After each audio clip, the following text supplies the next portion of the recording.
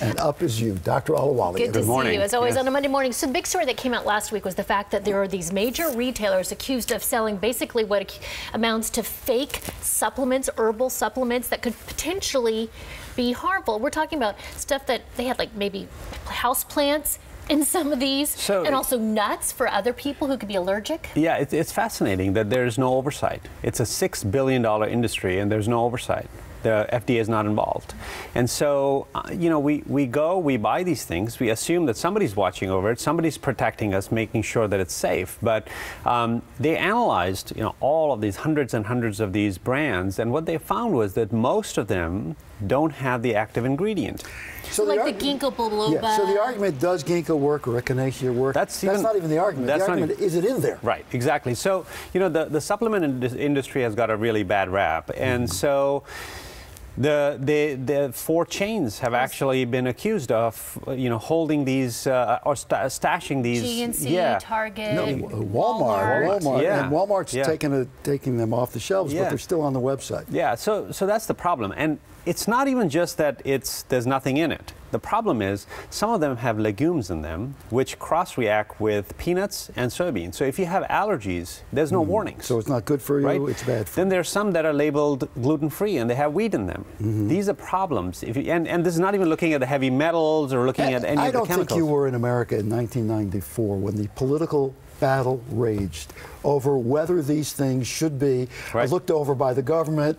I was very, very political and very emotional, and basically the side that said we want no government interference won, and this is what you get out of it. Exactly. And you know, it's a shame, because I think part of it is that, you know, when we talk about science, right, it's all over the place. We're saying, oh, you know, this helps you, that helps you. We're saying, you know, eat this, don't eat this, try this.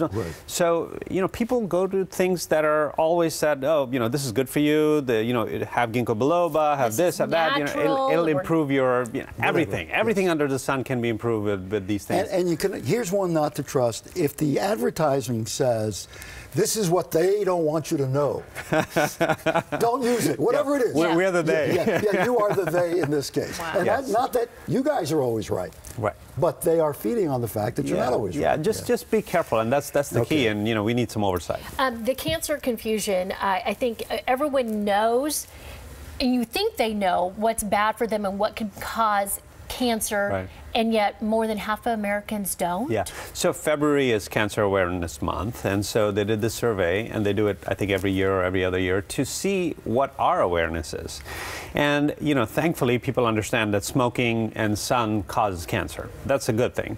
The problem is that the other stuff they don't pay attention to. So stuff that we talk about all the time, good diet, exercise, you know, watch your body weight. The statistics are that over half of the common cancers can be prevented if you just don't smoke, if you exercise, and you eat well. And you know, people are focusing on hormones and food additives and, you know, all of these kind of things, which there's no proof that they cause cancer. But you do bring this up. 70 years ago, we didn't have food additives. Now we have 10 million of them. It would be naive to think that those things have had no effect on us. Absolutely. We're not saying that that's not the case. What we're saying is go for the big stuff first before you go for the little stuff. So, you know, you're trying not to, you know, eat something with additives, but then you're chowing down on a cheeseburger right next to it. I like that. Yeah, you don't do the sweeteners. And also part of it is, and you've said it before, if you're generally healthy, your immune system will help protect you. Exactly. For the most part, although there are the random cases where... But it's also about awareness. You know, we talk about obesity all the time. You know, awareness. Just be aware. One more thing. We're aware of the fact that the LA Clippers star, Blake Griffin, has a staph infection. Most people not sure what staph infection means, and apparently this could be a big deal for him and his elbow. So, you know, staph basically means staphylococcus, and staphylococcus is something that's found in our body all the time. And we all have it. Yeah, and it's the most common infection. That's what, you know, causes most skin infections, and most likely that's what it is. Now, the reason we have this fear about the staph infections is for the MRSA, which is the methicillin-resistant staphylococcus, and that's the one that we worry about because the common antibiotics don't work against it. So it appears that he has a superficial infection outside his elbow in the bursa.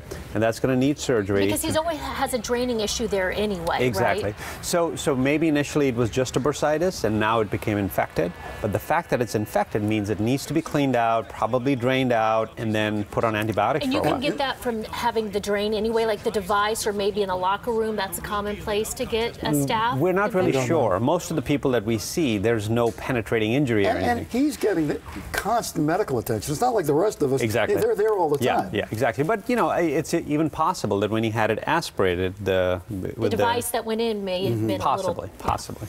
We don't have an infected staff. We have a dysfunctional staff. Yeah. Well, whatever. It works. That's the worst And stuff. they're sitting over there. Thank you, Dr. Ahluwalia. Thank you. Thank you. Did you? Are you done? This Are you is done? cutting into my stories to a Roxy. You just made my point. We're Thank you catching very up much. here, okay? Haven't seen her for We a have a few lot days. coming your way in the 9 o'clock hour. Yes, we do. So carrying cardboard signs, one of which reads, "I'm not a psycho." Filmmaker John Waters hitchhiked across America. He's going to tell us what happened when he did this. And from Sleepy Hollow, Nicole Bahari is here. And we're celebrating Valentine's Day a little early. Looks Cooking, good. right? Yes. Sleepy Cupcakes, Hollow. pomegranate, cheesecake flavored frosting. Steve, He's back. You're back. We're all together. This is what you get.